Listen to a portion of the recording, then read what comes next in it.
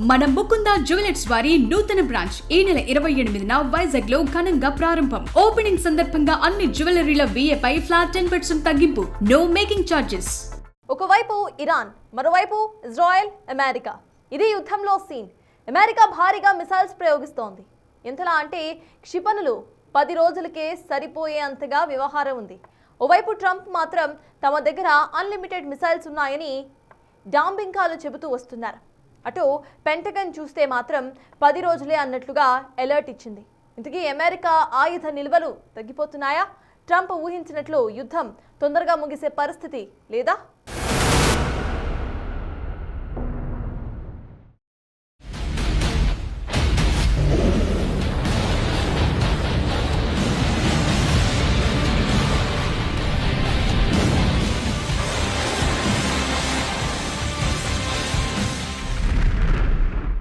Right, ఎవరో ఒకరిపై యుద్ధం చేయాలి. వారం రోజుల్లోనే ప్యాకప్ చేసేయాలి. ఒక విజయాన్ని తన ఖాతాలో వేసుకోవాలి. ఇది అమెరికా ఉద్దేశం కాదు. ఇది ట్రంప్ తహతహ. అవును, ఏదో జరగరానిది జరిగిపోతోంది.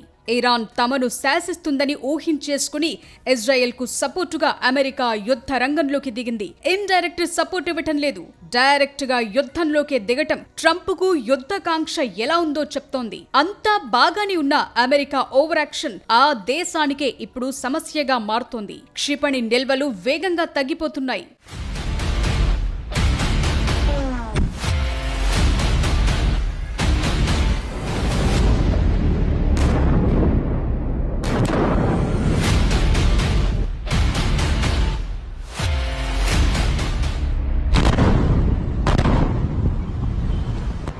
యుద్ధం మొదలైన నాటి నుంచి మార్చి 4 వరకు ఇరాన్లోని 2000 టార్గెట్స్ పై అమెరికా దాడులు చేసింది. 17 ఇరానియన్ షిప్స్ ను ధ్వంసం చేసింది. ఒక సబ్మెరైన్ ను బ్రేక్ చేసింది. ఇరాన్ దగ్గర వేలాదిగా సూసైడల్ డ్రోన్లున్నాయి. అవి చాలా తక్కువ ఖర్చుతో తయారు చేసినవి. ఇక్కడ అమెరికా పరిస్థితి ఎలా ఉందంటే పిచ్చుకపై బ్రహ్మాస్త్రం మాదిరిగా అవుతోంది. ఎందుకంటే ఇరాన్ దగ్గర షాహెద్ డ్రోన్లు వేలాదిగా ఉన్నాయి. వీటిని నిలువరించేందుకు అమెరికా ఖరీదైన ఇంటర్సెప్టర్లను వాడుతోంది. ఆయుధ నిల్వలన్నీ వేగంగా కరిగిపోతున్నాయి కూడా.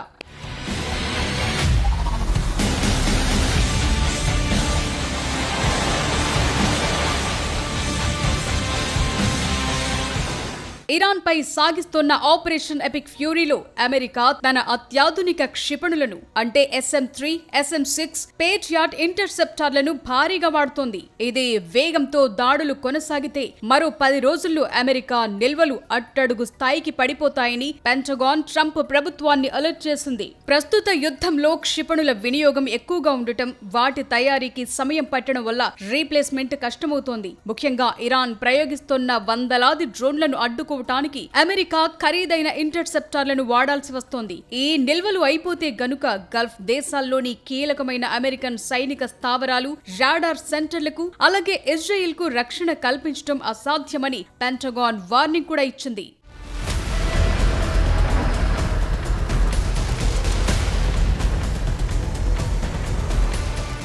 ఓ వైపు తెర వెనుక ఇంత జరుగుతుంటే క్షిపణి నిల్వలు వేగంగా తగ్గిపోతుంటే ట్రంప్ ఏమంటున్నారో చూడండి.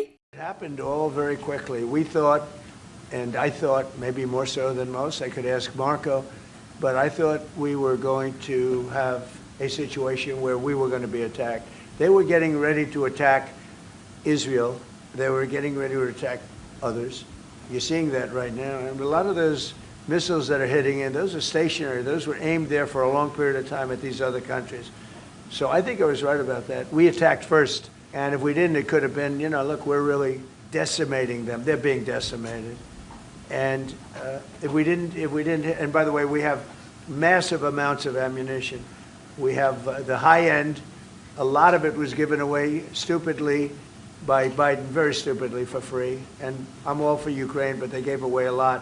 As you know, when I give away ammunition, everybody pays for it. The European Union's paying for it. Then they can do what they want with it, but they are giving it, let's say, to Ukraine, and it's okay. చూశారుగా Trump డాంబికాలు. తమ దగ్గర unlimited weapons ఉన్నాయని, Iran దగ్గరే అయిపోయాయంటున్నారు. ఓవైపు Israel కు సైనిక సహాయం, ఇంకోవైపు గతంలో ఉక్రెయిన్ కు సైనిక సహాయం చేస్తూ వచ్చింది అమెరికా. దీంతో చాలా వరకు ఆయుధ నిల్వలను ఇస్తూ వెళ్లటంతో అమెరికా దగ్గర నాన్ స్టాప్ గా యుద్ధం చేసేంత పరిస్థితి లేదు. అసలు ట్రంప్ ఉద్దేశం ఏంటంటే ఇరాన్ తొందరగా చేతులెత్తేస్తుంది, లొంగిపోతుంది, యుద్ధం వారం రోజుల్లో అయిపోతుందని ఊహించుకుని ఉండొచ్చు. కానీ అలా జరగటం లేదు. సిట్యుయేషన్ గ్రహించిన ట్రంప్ మరో మాటన్నారు. ఈ యుద్ధం 4-5 వారాల దాకా కొనసాగే అవకాశం ఉందని చెప్పుకొచ్చారు. అంటే ఇరాన్ ఇప్పుడప్పుడే ఓటమిని అంగీకరించే పరిస్థితి లేదన్న విషయం ట్రంప్ కు చాలా లేట్ గా అర్థమైంది. ఇరాన్ అలసిపోయింది, కానీ అవుట్ మాత్రం కాలేదు.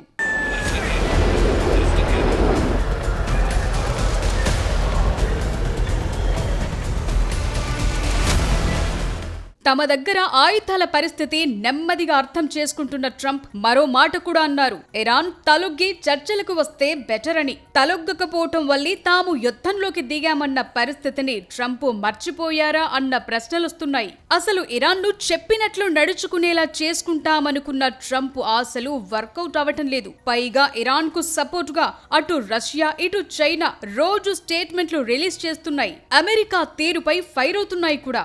యుద్ధం నెక్స్ట్ లెవెల్లో ఏవైనా జరగొచ్చు. సో ట్రంప్ అనుకున్నది అంత ఈజీగా జరగకపోవచ్చు అన్నది యుద్ధం తీరు చూస్తే అర్థమవుతోన్న విషయం. ట్రంప్ కు సుదీర్ఘ పోరాటం చేసే ఆప్షన్లు కనిపించడం లేదు. ఇప్పటికే అమెరికన్ మార్కెట్లు చాలా సతమతమవుతున్నాయి.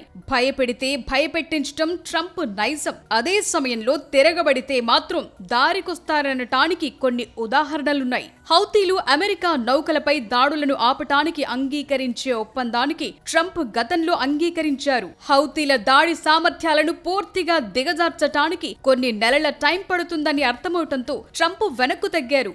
అదే లెక్క ఇప్పుడు కూడా ఇరాన్ పై యుద్ధంలో అదే సీన్ కనిపిస్తోంది. అమెరికాకు ప్రాణ నష్టం, ప్రపంచ వ్యాప్తంగా ఆర్థిక నష్టాలు, మిత్ర దేశాలైన గల్ఫ్ దేశాలను రక్షించడంలో వైఫల్యం, ఇవన్నీ మూటగట్టుకోవాల్సిన పరిస్థితి ఉంది. ఎందుకంటే గల్ఫ్ దేశాల్లోని అమెరికా స్థావరాలు చాలా వరకు దెబ్బతిన్నాయి కూడా.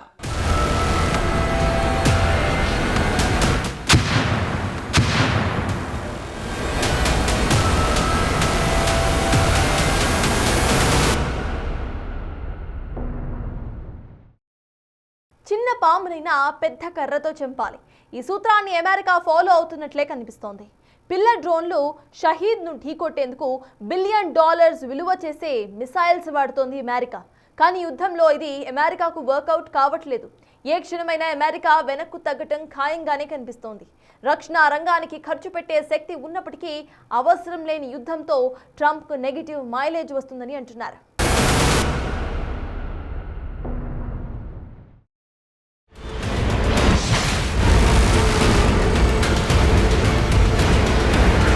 ఇరాన్ ను అమెరికా చాలా తక్కువ అంచనా వేసింది. 1-2 రోజుల్లోనే తోక ముడుస్తుందనుకుంది. కానీ అలా జరగట్లేదు. ట్రంప్ కూడా 4-5 వారాలు యుద్ధం జరుగుతుందని లెక్కలు వేసుకుంటున్నారు. అయితే ట్రంప్ ఊహించిన దానికంటే ఎక్కువ రోజులే వార్ సీన్లు కనిపించే ఛాన్సెస్ కనిపిస్తున్నాయి. ఇజ్రాయెల్లోని లక్ష్యాలతో పాటు Bahrain, Saudi Arabia, Qatar, United Arab Emirates, ఇరాక్లలోని అమెరికా సైనిక స్థావరాలు, ఆస్తులపై ఇరాన్ అటాక్స్ పెంచింది. దీంతో పెంటగాన్ లో టెన్షన్ మొదలైంది. తగ్గిపోతున్న ఆయుధ నిల్వలను మళ్లీ రిటైన్ చేయాలంటే ఎక్కువ ఖర్చు కూడా రెడీగా ఉంది. ఇదే అమెరికాకు పెద్ద సవాల్.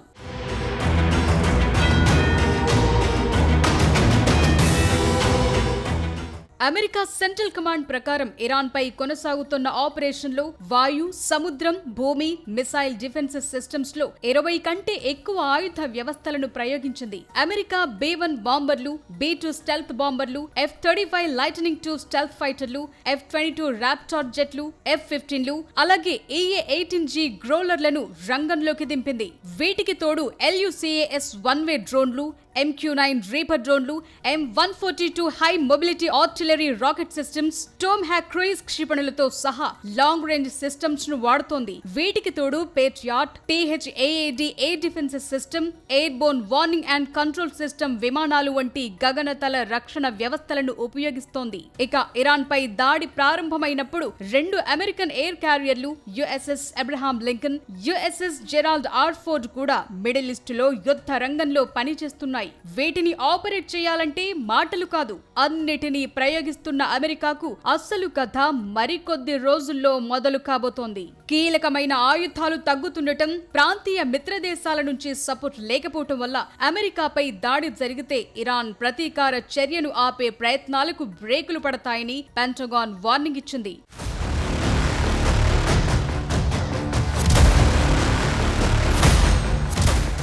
ఇజ్రాయెల్, ఉక్రెయిన్ వంటి మిత్ర దేశాలకు అమెరికా చాలా వరకు ఆయుధ సహాయం చేస్తూ వస్తోంది. దీంతో కూడా అమెరికా ఆయుధ నిల్వలు తగ్గాయన్న రిపోర్ట్స్ ఉన్నాయి. గతేడాది జూన్ 13 నుండి 24 వరకు ఇరాన్, ఇజ్రాయెల్ మధ్య 12 రోజుల యుద్ధం జరిగింది.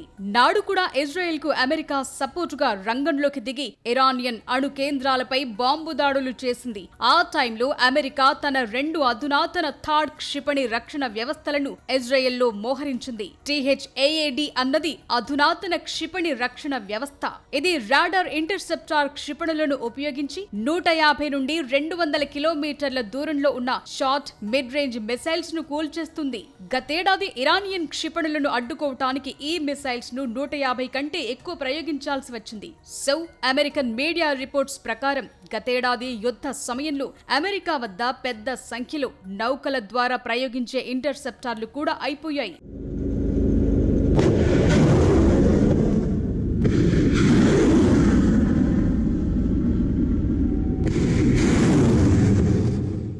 నిజానికి ఇంటర్సెప్టర్లు మందుగుండు సామాగ్రిని సేకరించడం, జాయిన్ చేయటం, టెస్టింగ్ కు నెలల కొద్ది టైం పడుతుంది. తరువాత సముద్రం, వాయు మార్గాల ద్వారా రవాణా చేయటానికి, వాటిని సెట్ చేయటానికి, అమలు చేయటానికి ఇంకా అదనంగా చాలా సమయమే పడుతుంది. అధునాతన ఇంటర్సెప్టర్ల లిమిటెడ్ స్టాక్స్ చాలా తక్కువ ఉంటుంది. చిన్న క్షిపణిని కూల్చేయటానికి కూడా పెద్ద ఇంటర్సెప్షన్ ను వాడాల్సి వస్తుంది. అటు స్టాండర్డ్ మిసైల్ 3 అంటే SM-3 నిల్వలు ఇప్పటికే తగ్గిపోతున్నాయి. ఉత్పత్తి తగ్గటం, యెమెన్లోని హౌతీ తిరుగుబాటుదారులపై దాడులు, ఇరాన్ తో మునుపటి ఘర్షణలతో ఇవి కూడా తగ్గిపోయాయి.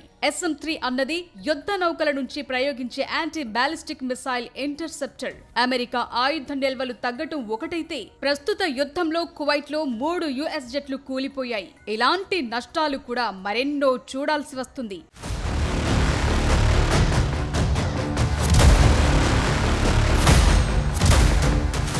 అమెరికా $1 ట్రిలియన్ రక్షణ బడ్జెట్తో యుద్ధానికి సంబంధించి ఆర్థిక వ్యయాన్ని భరించగలిగినప్పటికీ పేట్రియాట్, SM-6 వంటి ఇంటర్సెప్టర్ మిసైల్స్ ను వెనువెంటనే తయారు చేయటం పెద్ద సవాల్. ఇరాన్ లో తన ఆపరేషన్ ప్రారంభించిన మొదటి 24 గంటల్లో అమెరికా దాదాపు $779 మిలియన్ ఖర్చు చేసింది. అంతేకాకుండా యుద్ధ నౌకలను తరలించడం, డజన్కు పైగా షిప్స్ ను మోహరించడం, ముందస్తు కార్యకలాపాల కోసం మరో $630 మిలియన్ ఖర్చయింది.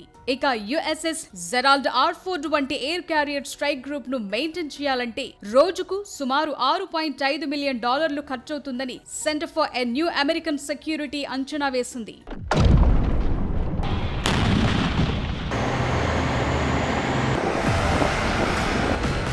2023 అక్టోబర్ 7న జరిగిన హమాస్ దాడి తరువాత నుంచి ఇజ్రాయెల్ కు అమెరికా $21.7 బిలియన్ విలువైన సైనిక సాయాన్ని అందించింది. ఇది కాకుండా యెమెన్, ఇరాన్, పశ్చిమాసియాలో ఇజ్రాయెల్ కు మద్దతుగా అమెరికా సాగిస్తోన్న ఆపరేషన్ల కోసం భారీగా ఖర్చు చేస్తోంది. అమెరికాకు ఇప్పటి వరకైన ఖర్చు $31.35 బిలియన్ నుంచి $33.77 బిలియన్ పైమాటే అంటున్నారు. ఇరాన్ ఘర్షణలు మరింత కాలం కొనసాగితే ఈ ఆర్థిక భారం మరింత పెరిగే ఛాన్స్ ఉంది. ఖర్చు పరంగా చూస్తే అమెరికాకు పెద్ద విషయం కాకపోవచ్చు. ఎందుకంటే అమెరికా రక్షణ బడ్జెట్ ప్రస్తుతం $1 ట్రిలియన్ పైనే ఉంది. ఇప్పుడు దాన్ని $1.5 ట్రిలియన్ వరకు పెంచే ఛాన్స్ ఉంది. అసలు సమస్య ఏంటంటే ఈ యుద్ధంలో అమెరికా కీలక ఆయుధాలను కోల్పోవటమే. ఉద్రిక్తతలు కంటిన్యూగా కొనసాగితే మిసైల్స్ ను అడ్డుకునే వ్యవస్థలు పనిచేయటం కష్టం.